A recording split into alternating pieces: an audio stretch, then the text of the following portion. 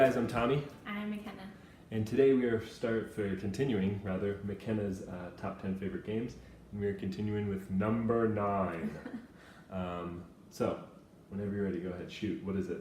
5 Tribes. Number 9 is 5 Tribes. 5 Tribes. Yep. Okay, does this have anything to do with our recent acquisition of the expansions? It was already my number 9 when I was making my list, and I thought it would. I loved the expansions that we got, and it definitely made the experience way better for me. But there were just games that I couldn't move out of their spots, so it's staying at my number 9 for now. Maybe if I played it a few more times with the expansions. We've only played it once with them. Yes. Well, and I actually played this with Ben, and I don't think his feelings toward the expansions necessarily improved his feelings toward the game. And he thought that it was a very AP-prone game. Oh, it can be. Yeah, it can be. Yeah. My defense, and maybe this isn't true, but this is how I feel that it is. I feel like with the expansions, it makes it less AP prone because there are, with the base game, you had the market. Yeah. And that was pretty much the thing that you had to do. Yeah, you get so many points. And then with the expansions, it kind of gets rid of that. You have the purple guys, the artisans, and I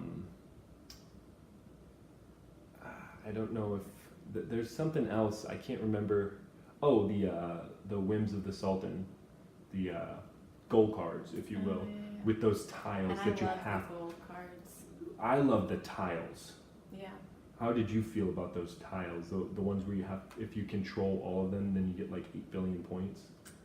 It's definitely something you have to keep your eye on. Make sure that nobody's running away with them. There were times where I'm like, man, I really need to get one of those because I want one. But then I noticed how many you had, and I was like, well, now I definitely need to go for these because you're going to take all of them. And I think I got, 2 of them? Yeah, you got 2 of them, and I got 3 of them. Yeah. Which is the same thing that happened with Ben and I when we played. I think if you allow somebody to get too many of those, it'll really... Yeah. And it's the same thing that it was with the market, but now you have the market, now you have the... Well, there are just so many new things to go for. Yeah. So you're not, really... It's not like a point here, a point there like it was with the base game. Yeah. Right now you have these huge swings that you can get from doing different things, and I think that's really cool. So what's your favorite thing about the gameplay? What do you like? What draws you in with this game? I think what really drew me in the first time was just the mechanic of how you're moving the meeples. I grew up loving Moncala, and I would play with my sister all the time. I knew exactly how I wanted to start each turn every time I played. It was just one of those games that I played all the time growing up, and that when we first played this game, that's what really drew me into it, was the way you move them. It just felt so nostalgic, and I just loved it. But then it just has it's a bajillion times better than Moncala, so it's just so good.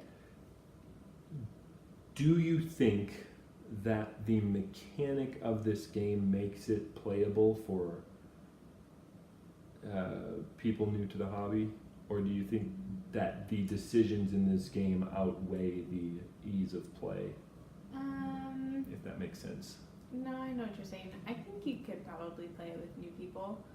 I don't think we have played it with new people. I've played it with Liam, but Liam typically tends to catch on pretty quickly. Yeah. I think enough people have played Moncala that it might be easier for them to pick up more so than other games. I can't think of anything off the top of my head. But there is a lot of extra stuff going on, and how each color does different things, and that may be hard for people, but I don't think it would be too bad, personally. Okay. I could be wrong. I think I'm gonna have to disagree with you there. I do think that the game might be a little too weighty when it comes to the decisions in the game. Right. Maybe not the decisions, but what each individually piece does. Now, there are games where I would play where I would say throw in all the expansions right off the bat. It doesn't add much more. I don't think that you would want to do that with the No, probably no. with the artisans and the whims of the sultan. No, it's definitely something you want to add in later. Yeah. How do you feel the length of the game is? Well, it depends on who you're playing with. This is true, 'Cause and I think that's where the AP comes Yeah, in. there are definitely times, even when I have a hard time, I'm looking at the board. and Analysis paralysis, by the way, for all those of you. I'm looking at the board and I just keep thinking, I could do this, or I could do this. But if I do this, I could set myself up. But if I Right. really have to play this the right way, and there's so many different options. As you get further into the game, it's not as bad because your options are being taken away. But at the beginning, those turns can feel really long. Every turn is Yeah. limitless almost. Yeah. Mhm. Now I don't mean to keep bringing Ben back into this, but Ben's enjoyment of the game stems from, or maybe rather lack thereof. He doesn't hate the game by any means, but he did get rid of it after me and a few other people that he knows has it. But he played it, when he got rid of it, he had played it mostly 3 or more player games. Now, have you played any games of it not 2 players? I don't think I have. Maybe once, but I'm have. not confident in that. I have. So that being said, do you think the game would fare as well with more people? And the reason I ask this because in a 2-player game you get the 2 towers instead of because in a 3 or more Yeah. player game each person only gets One. 1 tower. So in a 2-player game you can Okay. set yourself up Yeah. or even block somebody out. Like when we were Which I playing. really like doing. Right. When we were playing, I placed that. I put the 2 towers on what was it, like 3 and 5, No, you made and then me you play had to so go much. 8 and 12 if you didn't want me to do the. Yeah. So you had to pay $20 just so you could make it so that I didn't get another city. Yeah.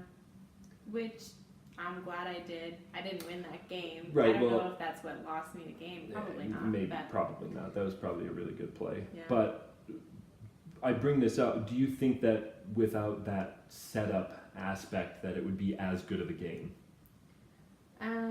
I think with more people, since I haven't played with more people, this is all just sort of what I'm thinking would happen. You're probably paying a lot more if you want to go first, because you don't know what people are going to do and how they're going to set you up for different moves. So I feel like it could either go really well paying a lot of money so you can get that move that you know is going to get you a lot of points, or you could be really lucky and Sure. not have to pay anything, and something is set up beautifully and you get like a great play out of it. I don't know, I feel like that could happen. Again, I haven't played with more than one person. Well, I'll tell you, I enjoyed it as a 3-player game. So now the expansion does include a extra color for a 5-player game. Not sure I would ever want to play a 5-player game. It's a lot of people Well, it's a lot of people thinking. a long time, Yeah. which brings me to my next question. How quickly do you think the turns are, and or is there too much downtime between the turns? Honestly, I like the downtime between turns in this game just Chance because to it gives think. me a longer time to think. And I feel like I do think too much when I play games. And then I feel bad because I'm holding up the game, and it really does. It makes me Yeah, feel really bad. for But sure. in this game, We've all been there. since most people, and when I say most people, I mean you, because you're the only other person I played this game with, you also think about your turns. You're much quicker about thinking about them, but it gives me enough time to also think about it and not feel too bad about thinking about what I need to do.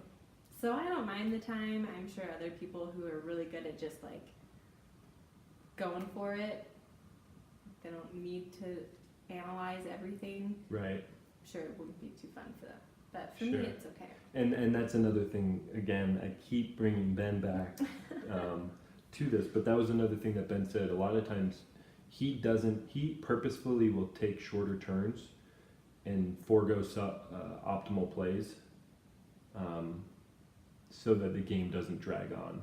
Right. And as somebody who plays with him, I appreciate that. But it also, maybe comes off worse for him because he's not thinking about as much, or, he's just like, do this, do that. Right. Right. So that might affected why he doesn't enjoy the game so much. So, yeah, if you're somebody who likes to make your turns quickly, I don't think that this game is going to appeal to you, especially in higher player counts. Yeah. Because you're going to be waiting a long time for those turns to come back to you. Yeah. Okay. Is there anything that you want to go over about the game? Something that you would like to talk about that I maybe didn't ask?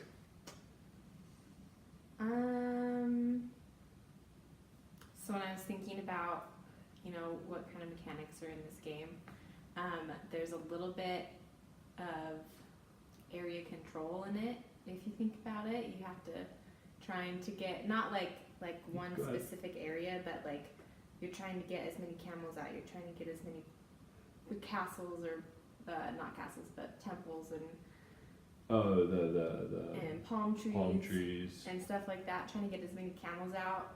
And I'm not a big area control person, and I don't know if that's necessarily the right name to give it. I don't know. That's interesting.